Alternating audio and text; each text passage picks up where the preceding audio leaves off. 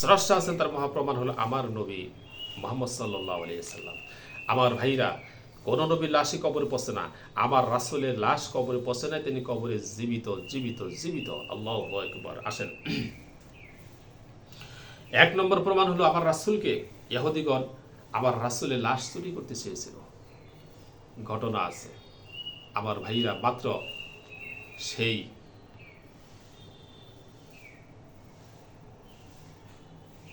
আজ থেকে 1000 বছর আগের ঘটনা।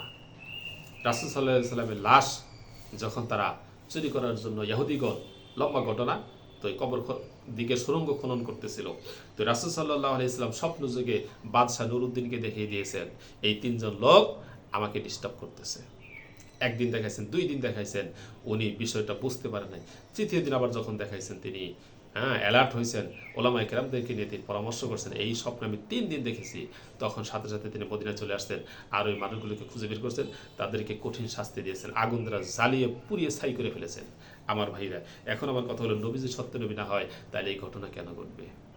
কথা বুঝছেন নাই আমার ভাইরা?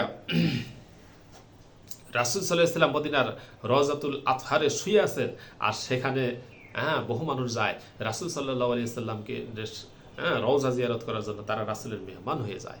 আমার ভাইরা, কিছু লোক গেছেন, তারা সেখানে গিয়ে ক্ষুধার্ত অবস্থায় আছেন। রাসূল সাল্লাল্লাহু আলাইহি ওয়াসাল্লাম মক্কার ধনাঢ্য সম্পদশালী মানুষ, আল্লাহর প্রিয় বান্দা, রাসূলের প্রিয়, তাদেরকে রাসূল সাল্লাল্লাহু আলাইহি ওয়াসাল্লাম স্বপ্ন যুগে দেখে দিয়েছেন, দেখো আমার মেহমান ক্ষুধার্ত অবস্থায় আছে, তোমরা তাদের খাবারের ব্যবস্থা করো।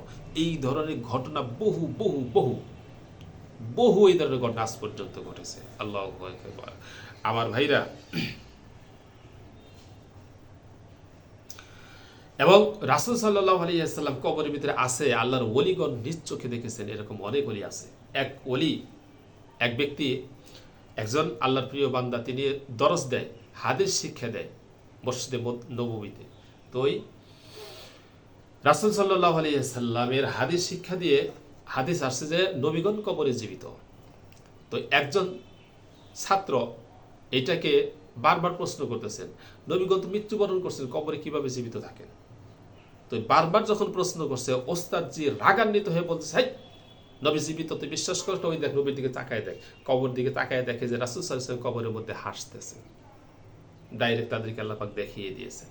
আমার ভাইরা, আল্লাহর একজন, রাসূল সাল্লাল্লাহু আলাইহি ওয়াসাল্লামের একজন আশেক বান্দা মদিনা শরীফে রাসূল সাল্লাল্লাহু আলাইহি ওয়াসাল্লাম রওজা জিয়ারত করার জন্য গেছে। এত আবেগ নিয়ে গেছে, আর এত পরিমাণে সে আবেগ নিয়ে গেছে, রাসূল সাল্লাল্লাহু আলাইহি ওয়াসাল্লাম তার সাথে মুসাফা করার জন্য কবর থেকে, রওজা থেকে হাত বের করে দিয়েছেন। আল্লাহু আকবার। এমন ঘটনাও ঘটেছে। কাজে এরকম ঘটনা একটা দুইটা নয়, এমন ঘটনা অসংখ্য অসংখ্য পরিমাণের আছে। আমার ভাইরা, এই সব কিছু কি প্রমাণ করে? এই সব কিছু প্রমাণ করে আমার রাসূল সত্য নবী, আল্লাহ তাআলা সত্য, কোরআন সত্য, রাসূল সত্য, হাদিস সত্য, ইসলাম সত্য। কাজে আজকেও যারা ইসলাম থেকে মুখ ফিরে নেবে, তাদের পরিণতি আবু জেহেল, উতবা, সাইবা, মুগীরার মতোই হবে।